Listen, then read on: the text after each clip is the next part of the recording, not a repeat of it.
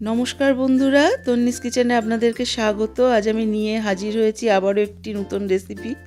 এই রেসিপিটা কিন্তু সম্পূর্ণ নিরামিষ এবং এই রেসিপিটা কিন্তু খুব গরমের দিনে পেট ও শরীর খুব সুস্থ রাখে এবং সহজেই হজম হয়। আর এরকম একটা রেসিপি যদি প্রথম পাতে থাকে তাহলে কিন্তু আর বিশেষ কিছুর দরকার হয় না। এই একটা পদ দিয়েই কিন্তু সমস্ত ভাত খাওয়া হয়ে যায়। আপনারা যারা নিরামিষ খেতে পছন্দ করেন না তারা একবার হলেও এই রেসিপিটা ট্রাই করবেন। এই রেসিপিটা বানানোর জন্য সবার প্রথমে আমি কড়াই গরম করে নিলাম। কড়াইতে দিয়ে দিচ্ছি 2 টেবিল চামচ পরিমাণ সর্ষের তেল। তেলটা ভালো করে গরম করে নিয়ে দিয়ে দিচ্ছি পরিমাণ মতো বড়ি।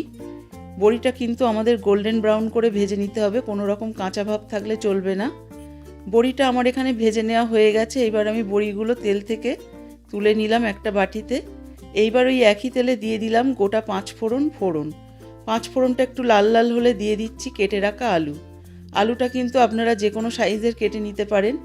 আমি এখানে মিডিয়াম সাইজের 2টো আলু নিয়েছি। আলুটা কিন্তু এখানে হালকা গোল্ডেন ব্রাউন করে ভেজে নিলেই চলবে।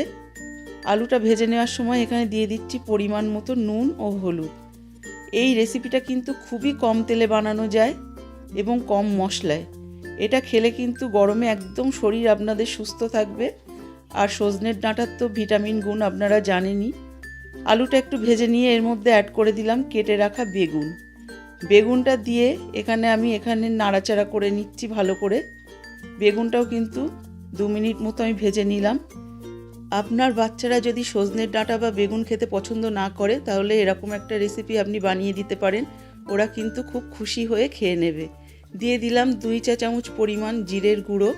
জিরের গুঁড়োটা দিয়ে সামান্য একটু আমি নাড়িয়ে নিচ্ছি। দিয়ে দিচ্ছি সামান্য পরিমাণ মরিচ গুঁড়ো। মরিচ গুঁড়োটা অপশনাল, কিন্তু এই মরিচ গুঁড়োটা দিলে নিরামিষ তরকারিতে খুব ভালো একটা টেস্ট আসে, সেই কারণেই দিলাম। আর এখানে দিয়ে দিচ্ছি একটা গোটা টমেটো। টমেটোটা কিন্তু আমি দানা ফেলে দিয়ে আমি এখানে দিচ্ছি। টমেটোটা দেওয়ার পর আমি 3-4 সেকেন্ড মতো আরেকটু ভালো করে কষিয়ে নিলাম। এইবার আমি দিয়ে দেব জল। জলটা এখানে কিন্তু খুব বেশি দেওয়ার প্রয়োজন নেই, বেগুনের ঝোলে কিন্তু জলটা খুব বেশি লাগে না। এখানে আমি 300 ml মতো জল অ্যাড করলাম।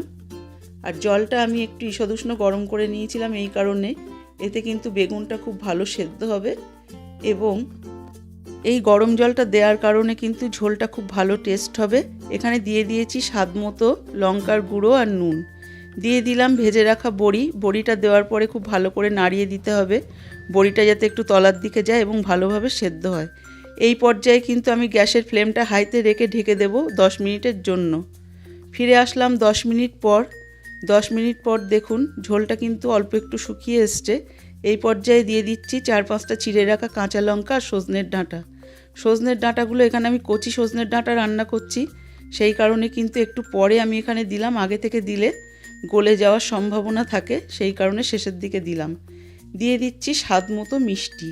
আমি এখানে 2 চা চামচ পরিমাণ চিনি দিলাম। আপনারা চাইলে মিষ্টির পরিমাণটা কমিয়ে বা বাড়িয়ে দিতে পারেন। নিরামিষ সজনের ডাঁটার তরকারিতে কিন্তু চিনিটা একটু দিলে বেশ খেতে ভালো লাগে। এখানে আমি ঢেকে দিলাম আরও 15 মিনিটের জন্য একদম লো ফ্লেমে। ফিরে আসলাম 15 মিনিট পর। 15 মিনিট পরে দেখুন ঝোলটা কিন্তু অনেকটাই টেনে গেছে। এই পর্যায়ে আমি ভালো করে একটু এরকমভাবে নাড়িয়ে নিচ্ছি। আর এখানে কিন্তু আমার সজনের ডাঁটা, আলু, বড়ি সবকটাই সেদ্ধ হয়ে গেছে। এই পর্যায়ে এখানে 2-1 পিস আলু যদি আপনারা এরকমভাবে গালিয়ে দিতে চান তা দিতে পারেন, এতে কিন্তু ঝোলটা একটু গাঢ় হয়, জলের মতো থাকে না, তাই আমি এখানে এটা গালিয়ে দিলাম। এইবার আলুটা আমি ভালো করে তরকারির সাথে এরকমভাবে মিশিয়ে নিচ্ছি। নেয়ার পরে দেখুন এই গরমকালে যদি আপনারা এরকম একটা রেসিপি বানান তাহলে কিন্তু আপনাদের পেট ও শরীর দুটোই সুস্থ থাকবে এবং মুখের রুচিও ফেরাবে। আমি এইবার একটা বাটিতে আপনাদেরকে সার্ভ করে দেখাচ্ছি। দেখুন কতটা সুন্দর দেখতে হয়েছে। আর নিরামিষ যেদিন আপনারা রান্না করেন এরকম একটা রেসিপি গরমকালে কিন্তু বানিয়েই ফেলতে পারেন। আমি গ্যারান্টি দিয়ে বলছি খুবই ভালো লাগবে, একবার হলেও ট্রাই করবেন।